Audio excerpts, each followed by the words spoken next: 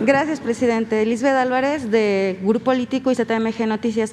Saber si hay alguna tentativa para que los niños y las niñas ya regresen a clases, si en algún momento se ha pensado también vacunar a los niños y pues saber cuál es el resumen de esta educación a distancia, si los niños en verdad han estado aprendiendo y qué ha pasado con los niños que siguen sin tener internet, sobre todo en las comunidades lejanas. Gracias. Esteban, antes de te vayas. Muy bien. El programa Aprende en Casa lo hemos estado midiendo con diferentes encuestas y relación que tenemos con las maestras y los maestros. Hemos tenido una práctica de hablar con ellos de manera regular. Incluso la maestra Delfina nos acompañó en el último Zoom que tuvimos con cerca de 7,000 supervisores de todo el país. Son 15,000, o sea que un día tuvimos 7,000 y otro día tuvimos 8,000 para hablar con todos. La respuesta que hemos tenido tanto de madres y padres de familia como de alumnas y alumnos y los propios maestros y maestras es que el aprendizaje se ha llevado a cabo de manera satisfactoria. Se califica con un 8 el programa de Aprende en Casa. Y por otra parte, si ustedes recuerdan, pues Aprende en Casa nació como una respuesta muy rápida a la pandemia, pero era una época en que pensábamos que la pandemia iba a durar menos tiempo. Con Aprende en Casa 1 logramos cerrar el ciclo escolar, ustedes recordarán, 19-20, y cuando se hizo el examen de admisión para media superior, tanto de las instituciones de la propia Secretaría como autónomas, pudimos constatar, por ejemplo, con la UNAM, con el Politécnico, con otras instituciones, que el resultado de los exámenes había sido muy parecido a los años anteriores, o sea, no se había perdido aprendizaje durante Aprende en Casa 1 con respecto, cuando menos en ese caso, con los alumnos de tercero secundaria. Aprende en Casa 2 se llevó a cabo para abrir el ciclo escolar 2021 y en las evaluaciones que se hicieron en noviembre del año pasado tenemos también una respuesta satisfactoria por parte de maestras y maestros. Como ustedes recordarán, el programa se hizo para que tuviera la mayoría de las niñas y niños de México, de los jóvenes, la oportunidad de estudiar. Y la base fue precisamente la televisión, en donde el 93% de la población tiene televisión. También se hizo por radio para quienes no tuvieran televisión, en 22 diferentes lenguas indígenas. Y en el caso de la CONAFE, que es la Comisión Nacional de Fomento Educativo, se llegó a cerca de 750,000 niñas y niños con cuadernillos y con una atención directa, en donde los líderes educativos comunitarios, se les conoce como LECs, que son muchísimos, son cerca de 35,000, iban a las comunidades cuando menos 2 veces por semana.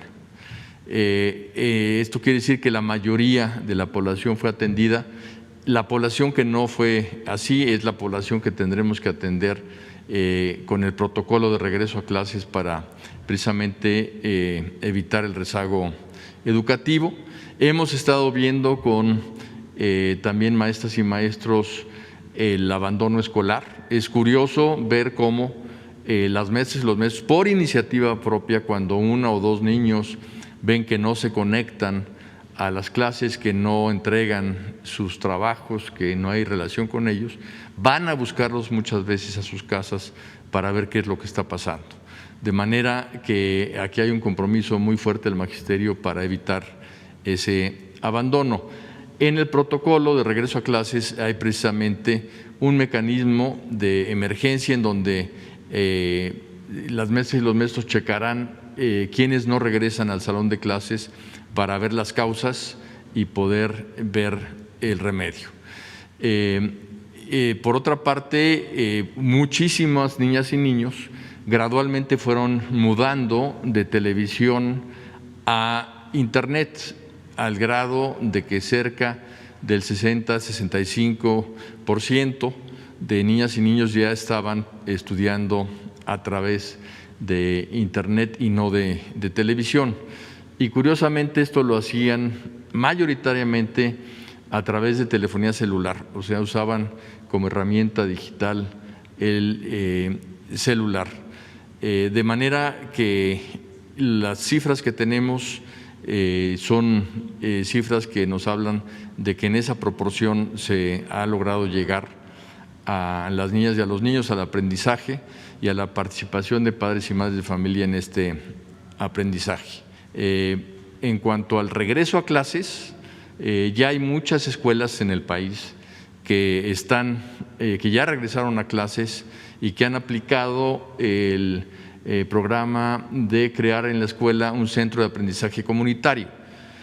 Esto quiere decir que las niñas y los niños, las madres y los padres de familia e incluso cualquier persona de la sociedad puede ir a la escuela a utilizar, en el caso que lo tenga, las computadoras, a hablar con las maestras y los maestros, a tomar alguna clase específica, con un protocolo que habla de que el número máximo que tiene la escuela es del 30% de alumnas y alumnos por día, de manera que a lo largo de la semana sí pueden ir la totalidad de niñas y niños que quieran. Este centro de aprendizaje comunitario se puede instalar en semáforo amarillo y es voluntario. Es voluntario tanto para niñas y niños como para maestras y maestros. En cuanto el semáforo pase a verde, ya se puede iniciar las clases presenciales. Es una decisión que no toma el gobierno federal. El gobierno federal lo que hace es decirle a las escuelas: ya se levantó la restricción sanitaria, ya puedes abrir las clases. Y el señor presidente de la República determinó precisamente que para acelerar este regreso a clases, en los estados en que se logre el semáforo verde, se vacunará, como ya se hizo en Campeche, al magisterio. Y una vez vacunados, pues ya pueden regresar con toda seguridad. Tengo entendido que la secretaria es una de sus primeras actividades ir a Campeche precisamente para ver con el Estado el regreso a clases.